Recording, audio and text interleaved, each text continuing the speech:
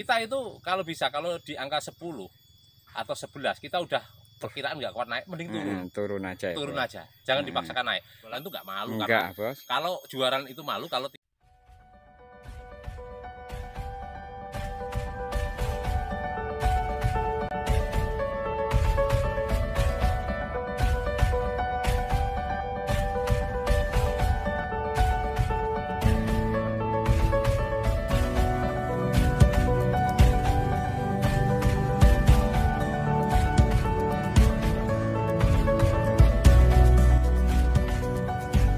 Agar channel ini makin berkembang, jangan lupa like, komen, and subscribe. Selamat pagi, semoga teman-teman dalam keadaan sehat walafiat. Di pagi hari ini saya sedang berada di kebun durian ya. Awal bos saya punya kebun durian. Ini ada yang umur 5 tahun, 4 tahun. Dan di sini saya bersama bos saya. Yuk kita ikuti apa saja yang mau kita bincangkan ya bersama bos saya. Nah, itu di sana ya bos saya. Ini habis dipotongin rumputnya ini. Pakai mesin pemotong rumput. Nah, ini buahnya banyak ya, Bos? ya lumayan Bang, udah mulai berbuah Bang. Iya. Ya, ini yang malah yang Bang, ini seperlimanya yang usia 4 tahun. 4 tahun lebih lah ya. Yang saya 4 tahun, 4 tahunan kurang ini malah ya. Karena itu di 5 tahun. 5 tahunnya kan besok Februari ya. Desember kita buka lahan sini, berarti sekitar Januari Februari. Tahun 2018 kita tanam ini. Sudah mulai buah Bang. Di kebun ini banyak pengalaman, banyak sekali ya, Bos.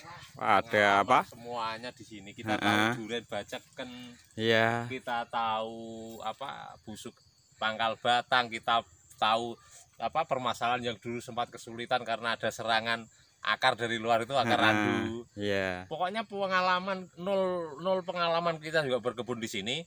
Nah, selang 1 tahun kita berkebun di sini itu udah tambah pengalaman, banyak pengalaman Bang, mulai dari gagal awal-awal dulu ya, tanam semua pakai pupuk kandang gosong itu. Terus akhirnya sampai sekarang bukan menguasai tapi banyak tahu tentang bertani durian itu di kebun ini Bang. Tahu pruning, tahu pengaturan cabang. Itu semua kita prakteknya di kebun ini. Tapi ya ini terbukti bahwa kita waktu itu masih pemula ya Bang, karena di perlimanya dulu terlihat jauh. Kita tanamin, akhirnya sekarang ini bisa dilihat Bang, ini tempuk Bang. Ini perlimanya, ini yang utama Bang. Ini kan tempuk Abang ya. Iya. Tempuk. Akhirnya di saat-saat yang durian kita sudah berbuah. Itu kemarin yang saya ngomong sama Bang Radi. Iya. Bahwa kebun ini itu harus saya relakan Bang. Dalam artian saya relakan itu bukan mau ditebangi, malah bukan Bang. Iya. Mau saya jual. Ini sudah terjual sama tanahnya Bang, sekalian sama tanahnya saya jual. Kemarin kita udah rembukan ya sama keluarga, sama Bang Radi. Jadi ya saya di sini ya kalau dihitung berat hati enggak Bang, karena enggak, apapun yang sudah saya niatin itu saya akan melepaskan dengan senang hati. Dengan senang hati, dengan ikhlas, bahwasanya itu memang jalan dari Allah. Karena apa? Karena itu dalam berpikir untuk menjual kebun ini itu saya berpikirnya sudah lumayan lama. Jadi dinanti-nanti kok. Maksudnya dinanti-nanti kok enggak ada jalan. Jadi kita harus istilahnya orang kalau bukan semedia berdoa. Memang jalan yang terbaik itu apa? Dan saya mantap. Akhirnya kebun ini saya relakan, teman-teman. Kenapa harus saya relakan? Kenapa harus saya jual? Kemarin Bang Radi ini kan saya kasih tahu kaget, sedikit kaget kan. Iya, Bos. Jual sama istrinya Bang Radi sampai punya pemikiran yang istilahnya kemana-mana lah pikirannya, karena kenapa kebun yang sangat disukai, saya sangat banggakan di sini. Pertama saya nanam durian sampai sekarang saya jadi penjual bibit. Kebunnya durian udah beberapa tempat. Itu awalnya memang saya belajarnya di sini, kenapa harus dijual. Jadi gini ya teman-teman, saya kemarin cerita itu Bang Radi emang agak sedikit melongok ini, makanya dia mau bikin video malah sekalian enggak apa-apa. Iya, Nanti Bos. soalnya kemarin itu kesannya saya kan jual ini memang diem-diem Bang ya, Iya. bukannya apa-apa, kita diem-diem cari apa memang yang orangnya bener-bener seneng sama tanaman. Betul, Harapannya Bos. supaya lepas dari saya tanaman ini tetap bisa terawat kan Tetap gitu. bagus. Jadi kalau orang sudah carinya kebun duren, itu pemahaman saya, orangnya kan tetap seneng duren. Kalau Iya. masalah nanti perawatan ya kita arahkan Bang, tapi kita kembalikan sama Iya. pembelinya. Yang jelas kita dalam apa menyerahkan kebun ini itu nanti tetap dalam keadaan bagus. Iya. Kebunnya dalam keadaan normal. Rumputnya ini walaupun ini sudah deal, sudah laku juga, saya babat nanti bersih Bang. Kemarin Iya. juga baru tak suruh nyemprot di sini karena Iya. itu adalah apa bentuk rasa cinta saya terhadap tanaman teman-teman. Karena walaupun ini sudah deal, sudah dibayar 70% uangnya Bang, itu tetap saya rawat. Karena apa? Karena ini sudah waktunya nyemprot ya semprot, waktunya bersih-bersih ya. Iya, bersih. Bos. Jangan Terus, sudah laku Terus dibiarkan. dibiarkan janganlah ya. Nanti Iya. gini teman-teman. Jadi awal mula di tahun-tahun sebelum 2019 itu saya apa kerjaannya ya dagang ya. Iya. Dagang mebel Arihoka waktu itu. Dan tiba-tiba sebelum corona COVID-19 itu apa pekerjaan sudah apa istilahnya oleng Bang, Oleng. kayak terkoleng gitu. Iya. Cuma kan orang nggak ada yang tahu, namanya orang itu Mang Sinawang. Dan saya udah waktu itu sudah mau memutuskan untuk mengurangi aset tanah saya teman-teman. Tapi setelah itu saya browsing-browsing di apa YouTube, kita apa mau pindah ke apa mau belajar tani supaya apa pikirannya adem. Betul. Dan sebenarnya ternyata tanaman itu duren yang sangat apa kebetulan saya cocok dan tertarik itu duren sama alpukat, tapi akhirnya pada itu tak putuske untuk tanam duren walaupun dengan nol pengalaman ya, pengalaman. Bos. Dan setelah itu saya tanam duren di sini, harapannya ya wah pokoknya ini nanti saya jual aset yang lain lah untuk apa nutup istilahnya nutup hutang lah ya, Iya. kasarnya hutang Hutang. pinjaman lah, pinjaman di bank itu. Karena kita berdagang itu memang nggak punya modal teman-teman. Dulunya saya sering ceritakan di YouTube saya lah, saya latar belakangnya dulu buruh pabrik, Nggak punya apa-apa ya, punya Bos. apa-apa. Ini teman SD saya juga saksi, Jual pakaian. jual pakaian pakai tapak Iya. meja aja, sepeda motornya pinjem sana sini waktu kelilingan itu jual Iya. pakaian dengan modal 400.000. Sudahlah semua mulai dari buruh pabrik saya lakukan. Pokoknya yang penting saya itu waktu itu cari uang itu yang halal teman-teman. Dan pada apa berjalannya waktu saya sampai bisa berdagang, dan dipercaya oleh bank. Iya. Dan waktu itu ya memang apa bank itu sangat menolong sekali dengan perjalanan hidup Betul, saya Bos. sebagai berdagang, karena tidak ada yang mulai saya ke sana sini hanya sertifikat tanah satu yang saya tempatin Bang. Iya. Satu, itu dua sama belakangnya cuma itu kan tanahnya los cuma 2 sertifikat waktu itu. Itu pemberian daripada orang tua, warisan lah ya. Iya.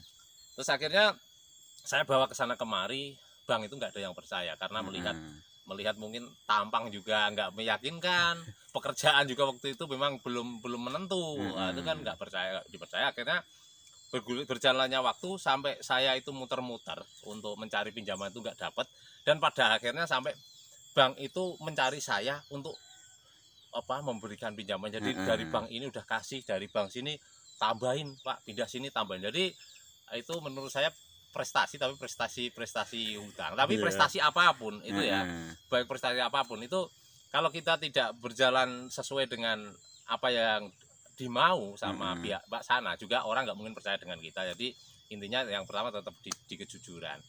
Dan berjalannya waktu teman-teman, saya itu terbuai dalam artian karena setiap tahun tuh Pak nambah lagi, Pak nambah lah, namanya gini kita dulu kerjaan jalan ya, nambah Bang, tapi setiap nambah itu separuhnya saya belikan aset tanah, separuhnya buat saya udah mulai modal. seneng itu tanah, terus separuhnya buat modal. Betul. Ya istilahnya kembang kempis tidak apa, yang penting separuhnya itu masih ditabung di tanah, di aset tanah teman-teman.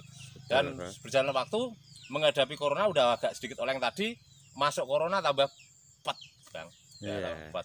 Itu sudah mau jualan saya waktu itu. Dan kalau saya jualan waktu itu mungkin untuk mendapatkan uang yang seperti saya jual sekarang udah 5-6 tempat Bang. Iya. Habis bisa-bisa lahan saya yang sudah saya punya. Terus akhirnya apa? Saya udah kembang-kembis Bang, ada nawarin lagi waktu itu.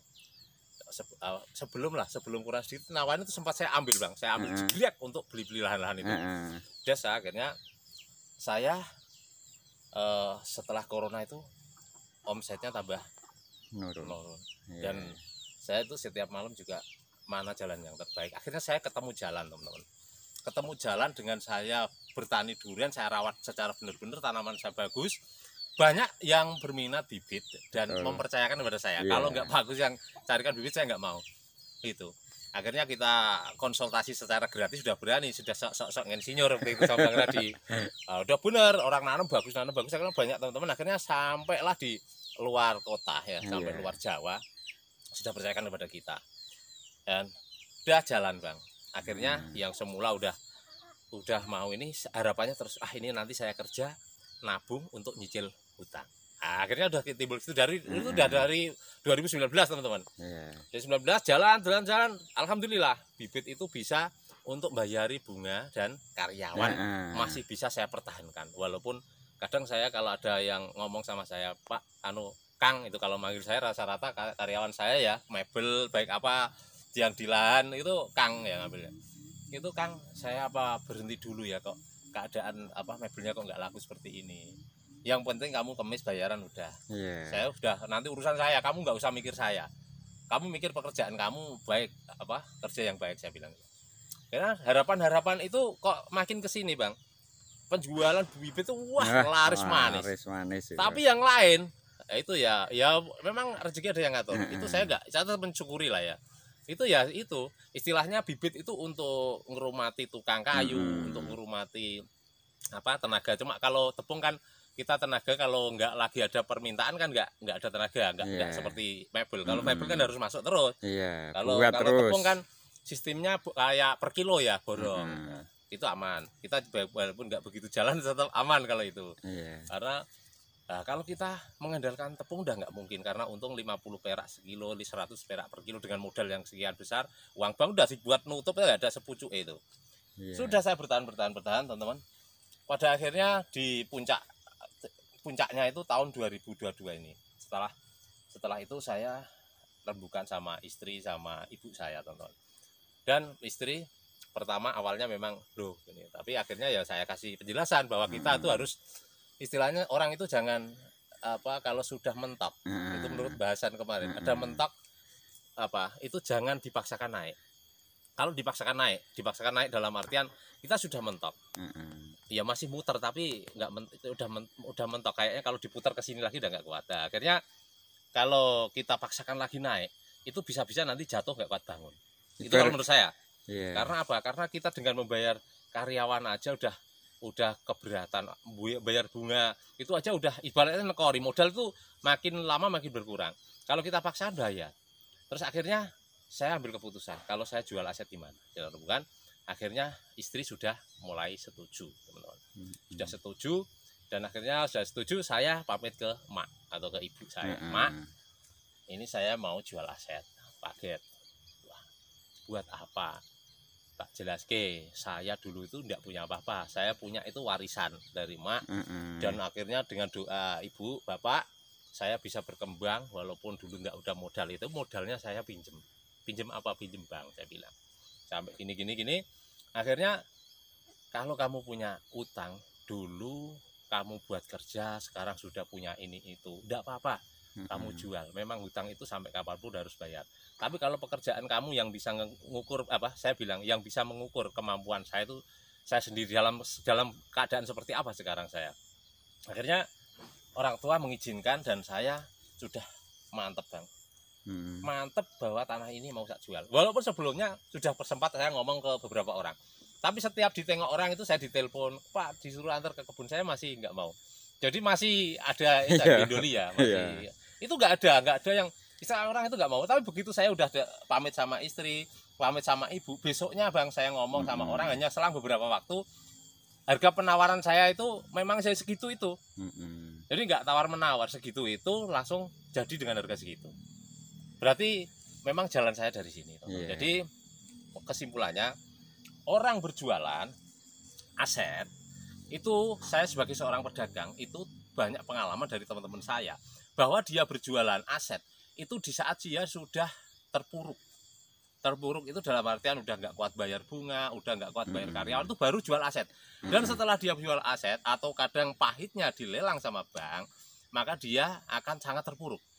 Nah, dengan pengalaman itu saya harus lain daripada teman-teman saya yang sudah terlanjur seperti itu, yang terlanjur. Saya akhirnya dengan saya masih berdiri kokoh, mungkin Baradi saksinya, saya masih bayar karyawan setiap Kamis itu tidak pernah telat.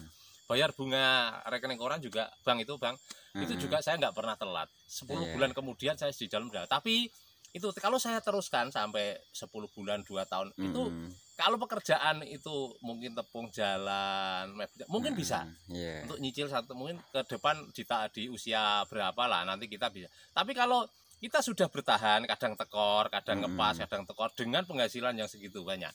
Bibit keluarnya, bibit itu luar biasa. Alhamdulillah teman-teman sudah percayakan kepada kita. Tapi itu tetap tidak bisa untuk kita itu bayar. Dan akhirnya teman-teman, saya sudah punya kebun ini, saya sudah punya kebun bekas jengkol, cadas berbatu, joglo duren awi. Nah, itu kita relakan yang ini.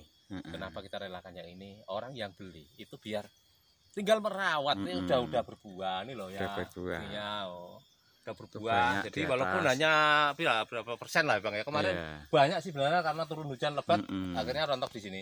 Karena kerapatan itu tadi, nanti kalau orangnya mau ya tak arahkan yang perlimanya tebangin sama jeruknya lah. Tinggal 70 lah nanti. Nah, itu ya teman-teman. Jadi saya harus bayar itu, karena itu kewajiban. Dan saya sekali lagi, itu orang kalau sudah dipercaya dengan bank, kalau pekerjaannya masih jalan, itu memang nggak kerasa, karena bank itu, apalagi bank-bank negara itu murah sekali bunganya. Nah, tapi kalau kita sudah tidak jalan, itu kita harus berani, jangan hanya berani pinjam untuk beli ini, tapi kita juga harus berani merelakan apa yang saya cintai. Nah, itu langkah saya ya, mungkin beda dengan teman-teman, karena mungkin langkah saya itu kok dijual gitu, mungkin nggak prospek. Kalau nggak prospek saya nggak tanam terus. Durian itu tetap prospek teman-teman. Terus nanti saya jual, rencana mau tak buat nutup, pokoknya dapat uang buat nutup. Nah, nanti kalau masih punya, saya bayangkan masih punya sisa pinjaman itu kita masih punya aset bergerak. Aset bergerak dalam artian mobil. Jadi orang ya, kalau sekali tempo dalam darurat itu harus kita tutup, itu kita bisa menutup. Tapi kalau kita dalam waktu darurat kita harus menutup itu dengan kita jualan tanah itu beda. Kalau kita jualnya gerusu, udah keadaan darurat, itu lakunya juga nggak bisa mahal. Nggak bisa mahal. Jadi ya itu tadi ya, saya tekad untuk itu. Nah, nanti siapa tahu Bang, setelah kita jual ini, pikiran kita sudah tenang, nggak kemungkinan. Karena namanya berdagang itu kadang persaingan atau apa, orangnya nggak. Kadang-kadang orang bilang ya enak, rezeki itu ada yang ngatur, gitu. Orang-orang saya lihat gitu. Tapi orang-orang pedagang pemula itu begitu langganannya diisi orang, udah mau buat nabit. Kalau saya udah, memang rezeki ada yang ngatur. Udah ketenangan, udah karena pengalaman.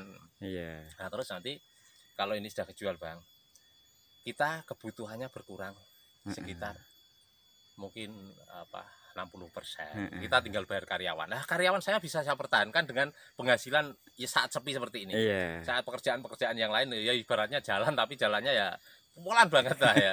Tapi tetap saya syukuri bahwa rezeki itu ada yang ngatur. Saya percaya bahwa Allah nanti saat memberikan rezeki, siapapun nggak udah bisa yang membendung. Siapapun tidak ada yang bisa menghalangi. Nah, itu. Siapa tahu Bang, nanti kita sudah bayar itu kok, pekerjaan jalan semua lagi.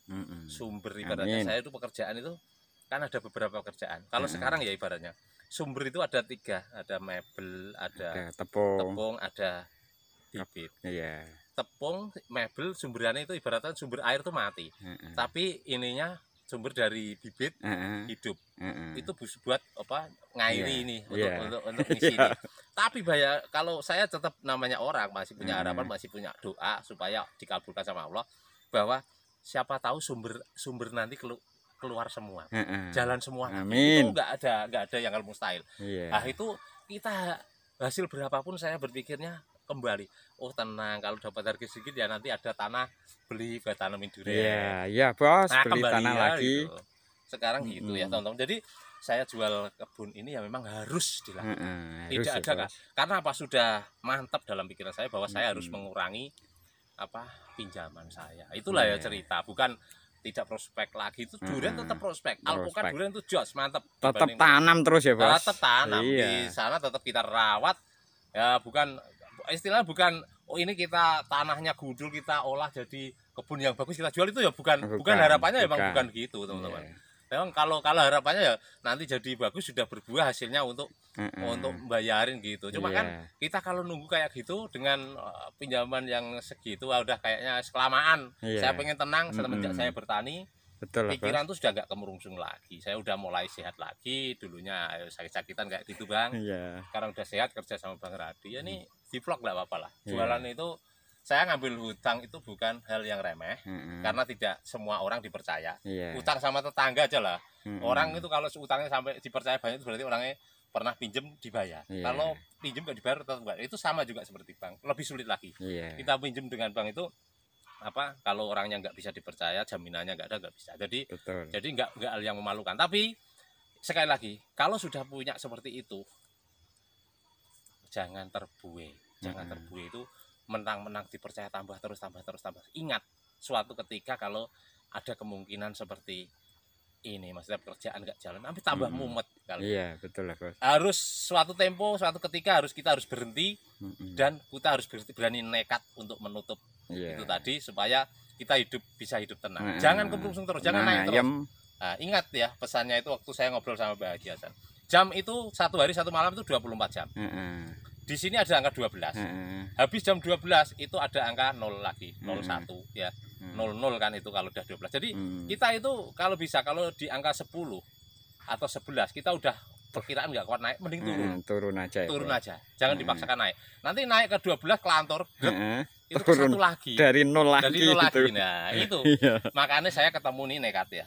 Bukan saya nggak menganggap, karena hutang itu juga walaupun bagaimanapun kita yang penting dulu saya jalani dan nggak ada pikiran lah kalau itu riba, nggak ada seperti itu. Kita itu merasa ya itu memang harus jalan, harus yang ditempuh, harus yang dilewati semua pedagang tuh. Ya nggak punya pikiran. Yang penting kita itu mampu untuk membayar. Kita tidak ada pemikiran untuk ini itu. Yang penting kita bagi hasil kita aja sama bank. Dan sekarang juga saya udah terima kasih udah pernah dipercaya sekian lama, dan mohon doanya supaya saya juga cepat bisa menyelesaikan itu semua dan bisa hidup bertani dengan tenang dan berdagang ya sejalannya lah, tidak bisa dikejar-kejar. Nanti kalau dikejar juga nggak bisa, namanya rezeki sepi ya udah dihadapin sepi.